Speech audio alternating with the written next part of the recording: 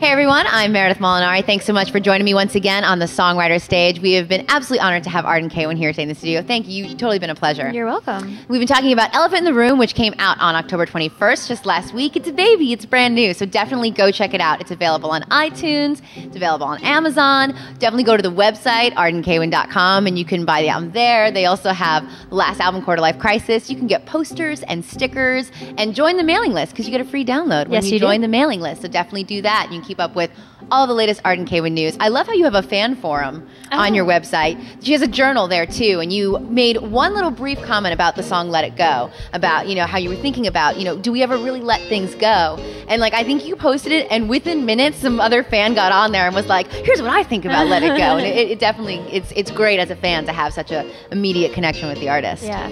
And on your MySpace too, you post really cute pictures of yourself as a kid with headphones on, so definitely go check that one out. Let's talk about Elephant in the Room. Do you find that critics have a hard time finding out how to categorize you in your music? Because I can honestly say when looking up Elephant in the Room, on some websites it's considered a pop album. On other websites it's an alt rock album. I know you love messing with people and blurring musical boundaries. Really? No, I don't care at all. I really don't. Because to my mind, if the fans like it, they don't care. Right.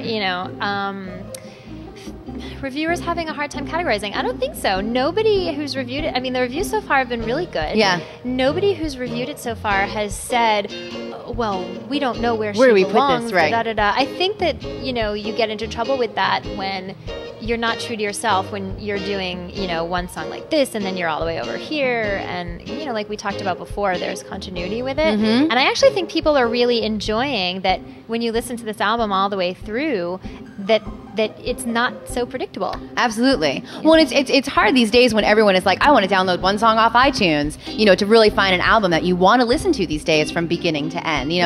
Gone are the days when artists sit down and compose an album fully so you can feel the flow of everything, and I think this album definitely captures that. On the one hand, people saying, well, I'm just going to download these 2 songs, that sucks because I would love to sell somebody a whole album, right?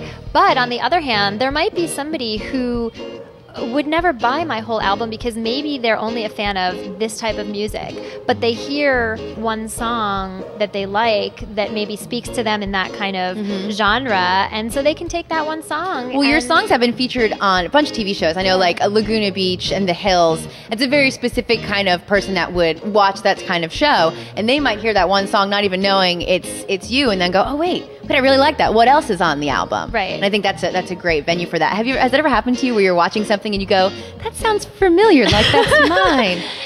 No, because half the time I don't even with MTV, for example, they have a blanket license with me, so they don't even have to check with me when they use my songs. So it's all the time. I don't even know, and then I'll get my BMI statement and it'll have whatever was used. But the first time you were asking me before about Deliver Me, which is the TV show I wrote the theme song. It's a Discovery Channel show, and it's called Deliver Me. Now, did you write the theme song for the show, or did they find it was specifically written for the show? Yes, the music supervisor had licensed other songs of mine before for other shows, and we were talking about licensing for Deliver Me, and they didn't have a theme song yet, and so he was like, well, you could write something. I'm like, absolutely, because Eric Schiff is his name. He's a great guy. So myself and my co-writer Zeev, we did that together, and I sang it.